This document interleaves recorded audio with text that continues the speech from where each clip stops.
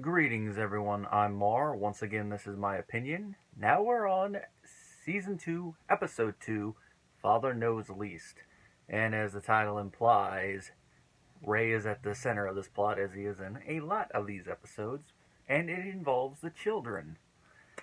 What happens is, Allie, she's 6 years old, and she's at that time where she is a good child for the most part, but then has moments where she's stubborn and not listening to her parents.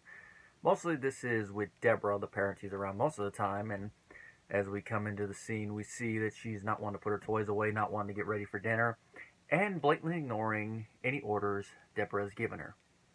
In front of everyone, in front of Ray, in front of his grandparents, in front of Uncle Robert, and she eventually says no, and Debra tells Ray, you deal with it, I gotta go clean the twins. He goes to try it, and given what type of dad Ray is, you can imagine he's not going to like having to put the foot down when it comes to his children. He likes to be the fun dad, the dad that they go to and like, oh, we like you. So already he's having an issue with that, but he just isn't very authoritative. It's not like Frank, where you look at Frank, you're like, all right. With Ray, it's like, come on, come on. He tries the 1-2-3 method and eventually takes away her TV. She yells, I hate you, and runs away. This doesn't work, as she keeps bugging Debra the next day, which I'm surprised Debra didn't just go and say, it's taken away. No matter how much begging, you're not getting it back. Maybe she did, and Allie just ignored her. They never elaborate on it. The most that Debra says is like, this is me my whole day. I want to watch TV. No. I want to watch TV. No. But at least it's something. Well, while she was at Chuck E. Cheese, Debra got a flyer for this parenting class. Ray's like, I don't want to go take one. But Debra drags them along and they go to the class. And we only see the end of it where they're talking about children, and they mention that if your child is above a certain age and still wet in the bed, he's trying to tell you something. Okay, maybe. But you ever think that maybe the kid might have a medical condition? Or there's something wrong up here that maybe there's something they need to tell you, but it's not something like, oh, maybe he's just trying to send you a message. Like, no. It's one of those things I just rolled my eyes watching it as an adult. It's like, oh, parenting class. Well, Debra asks a question, and the teacher, who is played by guest star Linda Cash, decides to tell them about active listening, which active listening you can use both, as a parent and in the real world as you're trying to figure out an issue with security. I can tell you, active listening definitely works to a degree, because there's some people that even just listening and trying to work out their issues this way, it's not going to work. Well, they try it. Ray, he slowly gets into it, but with how into it Linda's character gets with acting like the spoiled brat, he eventually goes back to his old way, no TV.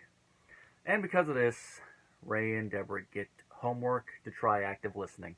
Debra fails at it. Ray eventually gets way into it and does actually succeed in talking with Allie and all that, and even at one point does help with his parents. But then this all comes crashing down in the end when he tries to use active listening on his parents, and it just makes their fight worse. On the whole, it's a pretty fun episode. Definitely a step in the right direction following the opening episode. Could have been the opener as well, but it feels like the season's starting to gain its own momentum and not just continuing on from season 1. Oh, one thing I forgot to mention in the first episode is that now we got a new opener. Instead of the one that they shot for the pilot that they only used one more time after that randomly in the one, not every family goes by in a conveyor belt. Now we got Ray sitting in his lawn chair and everyone coming in off screen, flying.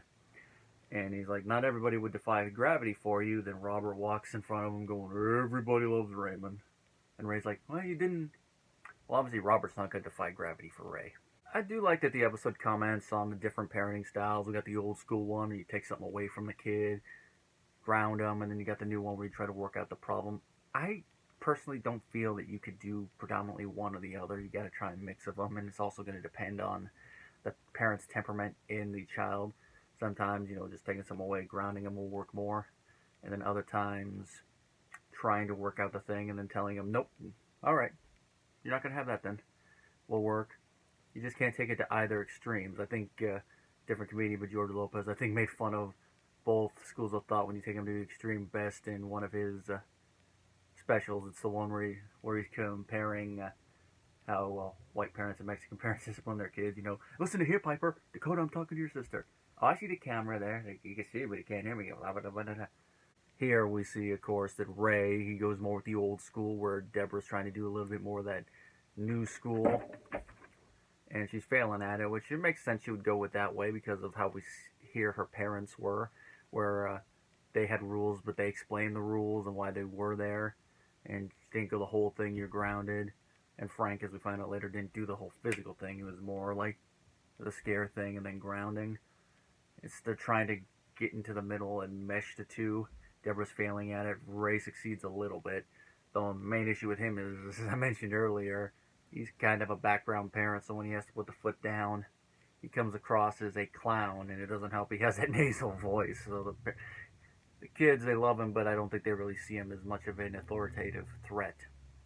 Debra, they do. And of course, this comes at a head in the scene where Allie ruins the toy that they gave to the twins. And you can definitely tell that she's mad. And that's probably one of the reasons for her outbursts, is that she loves her brothers, but she feels that they're getting more of the spotlight, which, nice little comment there about older siblings to younger sibling dynamics. But it's one of those things you got to sit down and like, hey, we love you all the same. It's just they're younger. We got to focus a little bit more on them. You're a bit older. You're a bit more independent compared to them. And we do get a kind of a moment like that, but it's more a little understanding moment when it comes to parenting. We can thank writer Lou Schneider for that. He's wrote many Everybody Loves Raymond episodes. He wrote Captain Nemo. He wrote The Carl last season. This season he was getting into writing High School and The Garage Sale, two of my favorite season 2 episodes. And of course he even writes the series finale. You can definitely see from here how he wrote some of the best episodes. He seems to grasp these characters well and also family dynamics well, and is able to execute these dynamics in a humorous way that doesn't go a little bit too overboard. I mean, I don't have kids, but I can even say, yeah, I can relate with some of this, just mainly from seeing the family members who are parents in action. All in all, it's, like I said, fun episode. Might have been a better season opener than the previous one, but like I said, I think they do it in that order because the first one is more like a continuation of season 1, whereas this one, you still got a little bit of that, but it's starting to go in its own direction, following its own momentum.